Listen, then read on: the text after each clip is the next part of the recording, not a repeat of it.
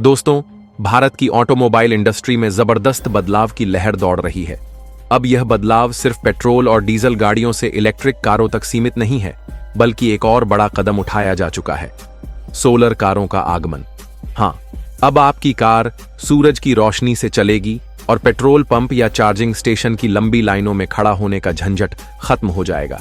सोचिए, धूप अब सिर्फ गर्मी देने का काम नहीं करेगी, बल्कि आपकी कार को ऊर्जा भी प्रदान करेगी। लेकिन सवाल उठता है, क्या भारत सोलर कारों के लिए तैयार है?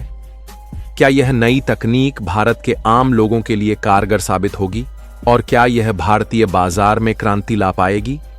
आइए आज की इस रोचक वीडियो में इन सभी सवालों के जवाब ढूंढते हैं। भारत में सोलर कार का कॉन्सेप्ट भले ही नया हो, लेकिन दुनिया में इसे लेकर लंबे समय से रिसर्च चल रही है। हाल ही में पुणे स्थित स्टार्टअप वेव मोबिलिटी बोबिन ने अपनी पहली solar powered electric car wave एवा लॉन्च की है। यह कार न सिर्फ भारतीय बाजार के लिए नया इनोवेशन है, बल्कि यह एक बड़ी क्रांति की शुरुआत भी हो सकती है। वेव एवा की सबसे खास बात इसकी किफायती कीमत है। इसकी शुरुआती एक्स शोरूम कीमत सिर्फ 25,000 रुपये रखी गई है, जो इसे भारतीय ग्राहकों के लिए बेहद आकर्षक बनाती है। वहीं ये कार सिंगल चार्ज में 250 किलोमीटर तक की दूरी तय कर सकती है। छोटा लेकिन दमदार डिजाइन। ये कार मात्र 3 मीटर से भी छोटी है, जिससे शहरों में ट्रैफिक के बीच आसानी से ड्राइव की जा सकती है। Solar energy charging. धूप में खड़ी करके इसे चार्ज किया जा सकता है, जिससे बिजली पर निर्भरता कम हो जाती है। बेहद सस्ता खर्च। इस कार को चलाने में सिर्फ 88 पैसे प्रति किलोमीटर से खर्च होता है। किलोमीटर वो का खर्च आएगा, जो पेट्रोल डीजल गाड़ियों की तुलना में बहुत कम है। Smart interior.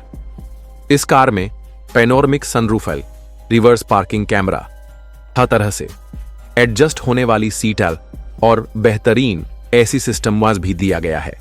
अब बड़ा सवाल यह है कि क्या भारतीय परिस्थितियों में यह सोलर कारें सफल हो पाएंगी? भारत एक ऐसा देश है जहां साल के ज्यादातर महीनों में तेज धूप रहती है। ऐसे में सोलर कारें यहां एक बेहतरीन विकल्प बन सकती हैं, लेकिन इसके सामने कुछ चुनौतियां भी हैं। सोलर पैनलों से कार चार्ज होने में ज्यादा समय लग सकता है, खासकर बादल छाए रहने पर। क्या भारतीय जलवायु में लगे सोलर पैनल पर्याप्त ऊर्जा उत्पन्न कर पाएंगे? फिलहाल इन कारों की अधिकतम रेंज 250 से 300 किलोमीटर है, जो लॉन्ग ड्राइव के लिए कम पड़ सकती है। पर्याप्त इंफ्रास्ट्रक्चर नहीं है, जैसे कि विशेष चार्जिंग स्टेशन या रिपेयर सर्विस। लेकिन इन चुनौतियों के बावजूद भारत में ग्रीन मोबिलिटी लास की दिशा में यह एक बड़ा कदम हो सकता है। जहां एक ओर वेव एवा भारत की पहली सोलर कार बनकर सुर्खियां बटोर रही है, वहीं दूसरी ओर ओलेक्ट्रा ग्रीन टेक लिमिटेड OGLB ने भारत मोबिलिटी ग्लोबल एक्सपो 2025 में अपनी नई इलेक्ट्रिक बसों को लॉन्च किया है। डेबीन ओलेक्ट्रा की नई इलेक्ट्रिक बसें ब्लड बैटरी टेक्नोलॉजी। इसमें PDD द्वारा विकसित ब्लड बैटरी पावर का इस्तेमाल किया गया है, जो एक बेहतरीन सेफ्टी और परफॉर्मेंस बैंड के लिए जानी जाती है। 500 किलोमीटर तक की रेंज। एक बार चार्ज करने पर यह बसें 500 किलोमीटर तक सफरयान कर सकती हैं। मजबूत और हल्का डिजाइन। इस नई बैटरी का लाइफ स्पैन 5000 चार्जिंग साइकिल्स बावर तक है, जिससे यह बेहद टिकाऊ बनती है।